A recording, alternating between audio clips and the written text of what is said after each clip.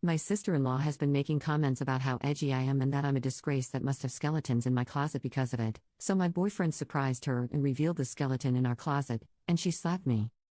How do I put this? My sister-in-law, 56F, thinks I, 32F, am obnoxious.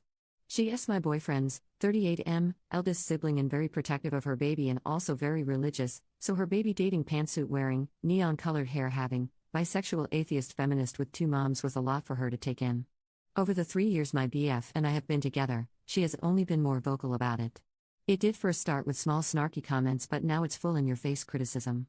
It got worse when he moved in with me as we aren't married. Well, one of her longest-running jabs is that I look scary but am just mild and boring whilst I try to cosplay as edgy. Fair play to her for sewing and cosplay. Gold star. She's evolving, unless I have any skeletons in my closet. I'm a happy person and have little issues with laughing at myself, so I always just laugh it off when she says she will find my skeletons in my closet. It was my birthday recently, so we have everyone over, and when my BF went out for decorations he returned with a plastic skeleton and held it up, with that "we're so immature but you're in, right?" look on his face and said, "You thinking what I'm thinking?" And fudge me, I was. This cheeky jerk was giving me an offer I couldn't refuse, and I laughed and said, "You son of Sith, I'm effing in," so we set the trap. Well, surely enough, Sil was busy telling anyone who would listen that we're unmarried, sleeping in the same bed, I smoke weed, she could smell it. The usual, and I ignored her, and then she went on about me cosplaying as edgy and not being an authentic person, and someday she will find my skeletons in my closet. My BF started to laugh and I said, "Oh, you didn't notice?" And walked her to our coat closet near the front door and opened it. There was Skeletor the skeleton propped up against the corner.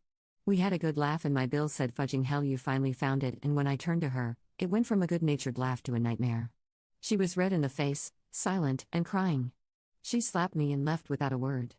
I was stunned by the slap and not even prepared to deal with stepmother-in-law who asked me if I was happy mocking the woman who raised my BF and that I'm such a disrespectful butt, but this was a new low. She and a few others started telling me how much trash I was for embarrassing Sil and mocking her in front of everyone. The party naturally died from the party foul wounds and was DOA, so most everyone left within THR hour. BF has been trying to cheer me up and took me to see Deadpool and got me takeaway so we can binge watch our show and veg out, but Sil texted me a paragraph about how she's tried with me, but I am determined to be a morally corrupt violation of her family, and she is devastated that I hate her enough to make a mockery of her. I replied back an apology that I hurt her, and I genuinely thought it was just a laugh we could share, and offered to take her to lunch to talk it out. She said she was disinterested in dealing with me further, and when my BF wised up and leaves me, she will celebrate. There are texts from others and group chats where I am being torn apart as vicious and malicious, and my mind is boggled. I know there are 100% times that when a person says it's just a joke they are astronomically the jerk. So am I the jerk here? Update 1. Facebook is such a pain. Sil took to social media and made a post and tagged me. It was a novel long, but the short of it is that I am a hateful woman who doesn't respect parental figures, and it must be because I am an orphan. According to post, I am on drugs and lured her baby unto them too. I've turned him against God and his family. My man damn near blew the lid off our home when he saw it, as he is on FB more than me. He called her and demanded he take it down. The damage was pretty much done. Family out the woodwork are sending me rehab center links, church counseling links, sex addiction help, and my personal favorite is before me and after me photo comparisons, where before me is a photo of him in church with his family at a Mother's Day service, and after is a snap of him at a concert with his tattoos showing, drinking and clearly drunk. Some people even came to the house to stage an intervention.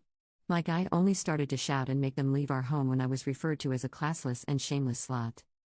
Let me transparent, we use THC and weed, but it's legal here and we have jobs and maintain a good life. The after me photo is not actually when we were dating, it was beforehand. And I am not an orphan. Sil is married to an alcoholic who just recently got hammered. Abed wrecked their car, then got arrested for being belligerent with the police and refusing to leave after his car was towed. All over some freaking dummy? Oh, and I am a shameless slut. So that one felt like a compliment. So I talked with him about limiting contact and he got upset. He loves his family, and despite this freak show, he loves his sister. He got stressed out and started to have a panic attack.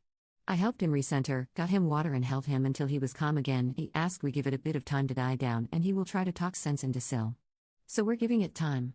I'm not mad at him. I know this is hard for him, but this is crap, and I am being bombarded with texts and even emails telling me I am some demon woman who is shooting up my soul who hates Christians, and none of that is even true. It's just a lot and I am hating every moment. Update 2. Well, I am out of emotional real estate here, but here goes everything. I have a feeling this isn't going to be short, so TLDR, Sil is depressed and self-harming after we cut her out and BF is clearly hurting. I guess I have to start naming people as this is becoming something of a saga. My BF Dean, I'm a supernatural fan, so Sumi lol, sat me down a few days after my last post. He was very, very calm, and that was my first sign that I needed to gird my loins because I was in for a doozy. For background, generally, I am the calm, logically lead one while he is passionate and deep feeling. In this, we became polar opposites of that norm. He looked me right in the eye and asked me point blank, no BS, how this was all affecting me. Every time he would ask before, I just couldn't bring myself to tell him how upsetting it all was, since I was the put together one all the time, but this time, because he was so calm and direct, I just broke down. Nightmare isn't the word. It was hell. We live around what is known as a small big city, meaning it's big, sure, but once you get in certain circles you find that everyone knows you and you know most everyone, or at least someone who knows them. So, in a way, it can be like a small town. Our state is generally religious outside our city. So rumors spread.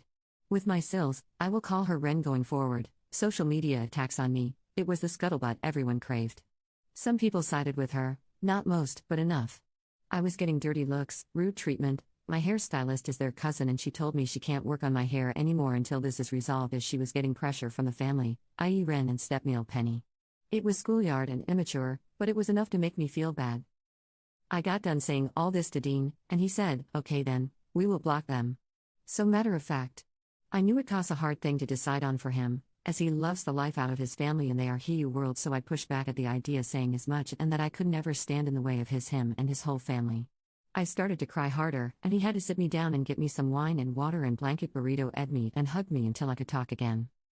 I said I couldn't live with myself knowing I made him choose me over his family, and he said I hadn't made him, they did.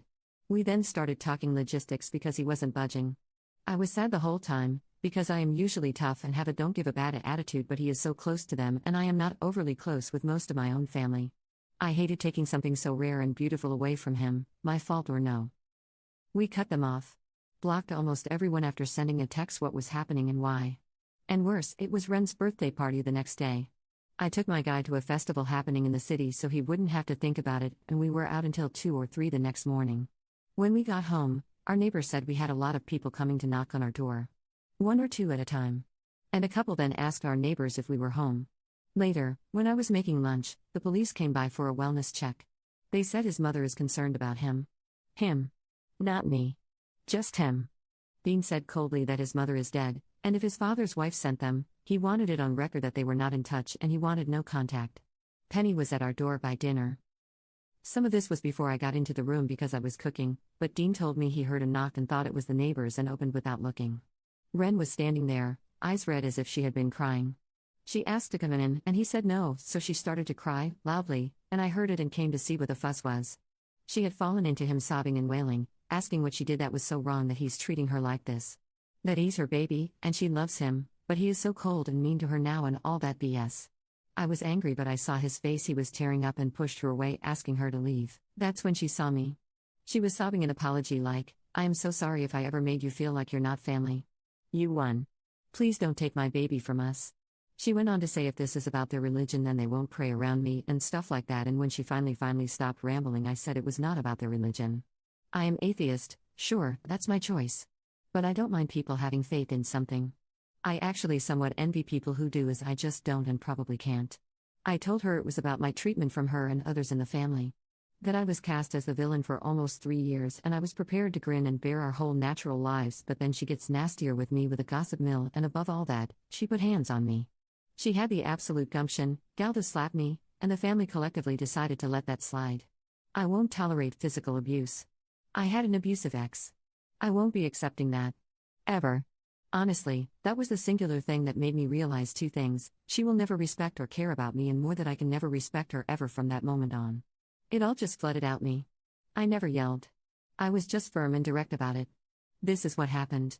This is the hurt you did, and here are the consequences. She practically collapsed in our home wailing by the time I finished, and she would interject, okay, you hate me, I get it, or I'm sorry. I'm so sorry, and things like that. I asked Dean to get her water, and he did. When he returned and handed her the glass, he said she should drink something, and she shook her head and said that she couldn't. We asked her if she hurt herself getting to the ground, and she just got really calm and wiped her eyes and had this weird frown, tears still streaming down. She told us that she came to apologize, and she apologized, but we've been clear we don't want anything to do with her or the family, and that breaks her heart. She can't eat or drink anymore because life is not worth living knowing Dean hates her. Dean shook his head but said nothing other than don't mistreat yourself like that. That's not fair. Then she just walked through the door and said that I won, he's mine, and to please take care of him for her. The moment the door closed, Dean started to cry. I tried to comfort him, but he pulled away. He said he isn't mad at me or anything, but that was just a lot, and he feels like trash. He told me he knew she was being manipulative, but he almost wanted to take her apology because it's just been so hard, and she will spin this somehow to make us look as callous and hateful as possible, and his father would be ashamed of him. A week goes by, and Dean has cheered up a bit. He apologized to me for crying, to which I said he never has to apologize to me for his feelings or crying or anything like that, and that I am proud of him for being rational in an entirely irrational moment. He is making friends and picking up hobbies where family events would be like instead of Mass and Sunday dinner. He goes to shoot hoops with a community group, he signed up for a patch on the community garden, and he's been taking the time he would usually take to hang out with Penny and help around the house to volunteer at the animal shelter down the way from our home. He came home this past Monday in a bad mood. He was honest that he was upset and would be bad company, so he needed space, so I obliged and went out with a friend. When I came home, he asked me to sit down and said he logged into social media, and a friend messaged him a post that Penny made about Ren asking for prayers. Ren was severely depressed and had quit doing much of anything according to the post, and she was suffering from the heartbreak of her life, but they didn't explain what that was. This friend of Dean's comment if there's anything we can all do, and Penny replied pray and nothing more. Yesterday rolls around and Bill Teddy calls, he's not blocked or cut off because he's been having our backs, to tell us Ren is in the hospital as she tried to take all of her meds at once. She's been asking for Dean. I told him that she's in the hospital, and he can go to her if she wants, and I even will go with him or not depending on what he tells me he needed, but he refused to go. He's been blue ever since, and I'm worried. Ren is practically a mother to him, so I know it's hard. I feel like trash because this is really all because I agreed to some stupid joke to fire back at hers. Normally, I would just say these are manipulation tactics, but to down pills out of spite is some next level commitment to the bit, and I feel like I've really shattered my man's world. I don't know if I need to give him time, or sit him down right now, or up our therapy, or take him on a vacation or what. He's my person. I hurt when he hurts. And we're hurting right now. Sorry this went so long, I guess I had more to say than I thought. Commenter 1. Does anyone else think she might be Dean's bio mom? There is an 18-year age gap between them. Commenter 2. Possible. I was 13 when I learned in an argument my sister was my mother and mom was my grandmother. Fudged me up for 20 years. Update 2. We've endured a lot from his family at this point. From them calling into my job to complain about me, to the police coming by because I am abusing him. I won't make this another War and Peace manuscript by typing all that happened out, but it's been a lot. Dean got a job elsewhere in the state. It's been a roller coaster for him. We talked it out and he accepted. He doesn't want to be near family anymore. Well, that Medusa of a woman found out and Teddy told us she's throwing a fit. So I just knew she would come around soon. I told Dean this and he looked at me and said, "You think so?" And I said, "I know so." So he came home that next day with more skeletons. They are propped up around the porch, in the yard, and next to the garage. They have names. He named them. Boney Stark, Meryl Monroe, Tibia Turner, he's given them backstories. The man has lost his mind, lol. Sure enough, she showed up. We have a ring cam now, so we both got alerts and saw her coming. He got up and said he would take care of it, so I just watched the cam and stayed in bed. He tells her to leave and she demanded to know why he was moving. She was blaming it on me, making it seem like I bullied him into the job and he needs to come to his senses and leave me. He refused. So she slapped him. Twice. Then started to cuss at him, hitting him with her fists, and he backed up and pushed her away. Then she falls and starts to scream that he's hit her and that he's a monster and she's calling for help. She woke up the whole neighborhood with her BS. Dean was doing his best to stay calm but opened the door and told me to call the police. And I watched her smugly say that if he dares, she will tell them that he and I attacked her. And shows him her arm, and says she had the injuries, and no one will believe him. He just stared at her and went inside. She went nuts and threw Boney Stark into the rosebushes. Then, she sat on our porch just chilling until the police arrived. She threw on the waterworks the moment the cop car pulled in. She actually had gotten out of the chair meant for Boney, lay down on the stairs and started to cry. Police sorted this pretty quickly because as Oscar-worthy of a performance she gave, we had footage. It was my turn to be smug. I cast it on our large TV for all to see. She cussed me out saying I was a batch and a loser, a harpy who charmed her baby and lunged for me. Dean got in the way and told her to get the F out of our house and that she's disgusting and manipulative. He then said, "I'm not your baby. And you know what? Thank you. Thank you for showing me who you are. Now I can't wait to get away from you. Good job. I think she figured it all out in that moment because this time when she cried, I believed her. She just sobbed and the cops took her outside. We had her legally removed and put in a request for a restraining order. We currently have a temporary one for the case to be reviewed, but it expires after we move, so now we are just being careful about our information. Dean was really sad the first few days but now is excited. He keeps talking about the city we are moving to. It's very fun, odd, and has a lot of live music and events. I know he will mourn it once it catches up with him, and he's keeping busy to not think about it too much, but it is good to see him smile. I miss that. The family tried harassing us, but he would forward the footage and tell them if they don't want him to go fully NC to cut it out and keep her under control. Sometimes it makes him cry and other times it just makes him mad. I've asked if he wanted me to take over some of this and he says no. He just wants us to ride this out, pack up, and get settled in the city. Oh, and the skeletons are coming with us. Update 3. Turns out when you threaten to go no contact and follow through, tunes change. Sil can't contact us due to a restraining order, so she tried to lean on other members of the family. No one really buckled under that pressure aside from a stray mishap here or there, but we would be quick to block. Dean has been very protective since everything happened and we've since moved, and yes, we brought the skeletons and we have more now. It was fine all until Smeel contacted me directly asking me not to talk to Dean yet, but she is worried this has gone on too long. Sil had thought herself pregnant back in July, but it turned out not to be the case. But since then she has been insistent she is having a baby with Smeel and some other members of the family. Dean and I were not aware of this. Sil then, according to Smeel, accidentally called Dean her son in front of the extended family after we moved. This has put it in her head that this might be possible. I don't know quite what to do. I haven't told Dean about this yet because it's ridiculous and sounds too much like a soap opera or something. And he's finally in a good place and staying no contact. We are closer to my family, not related but the closest I've got to family really, and we've had a full social calendar since we've moved. I told a friend about this and she says I have to talk to Dean about this so he's not blindsided later, and I would normally agree, but I hate that this woman has been on our minds so much of the time all the time and don't want her to continue to ruin what we have. I'm going myself the weekend to figure out if I will tell him or not. In the meantime, I got him a new skeleton named Manfred from his favorite video game, hopefully to keep things light. Update 4. So Dean and I have moved. I started a new job here and Dean's been thriving in his. Since my last post it's been pretty quiet. I told Dean about the weird slip-up his sister said calling him her son. He didn't really react at all at first. About a month later, as we are moving, he packs our files and important documents and he went through them. He asked me if I thought it was possible and I just said I didn't really know.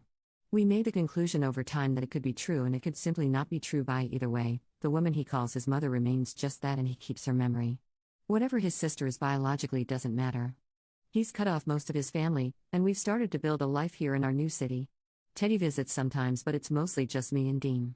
We recently got engaged after we adopted a dog and he joked that now that we have a child, I should make an honest man out of him. It's a lot happening, but after we had our fun with skeletons at our new place, we literally dressed them for every odd holiday or legit holiday, doesn't matter to us, and added some wolf name tags and costumes. It's safe to say this is just tradition now. Last month, Teddy told us that Dean's sister punched their stepmother in the face. We don't know why, but we do know charges are being pressed. I guess it's good we got away when we did. So I guess this is my last update. Thanks for letting me vent about this insanity. Send me any ideas you have for skeleton names. We have more in the basement but don't have names for them.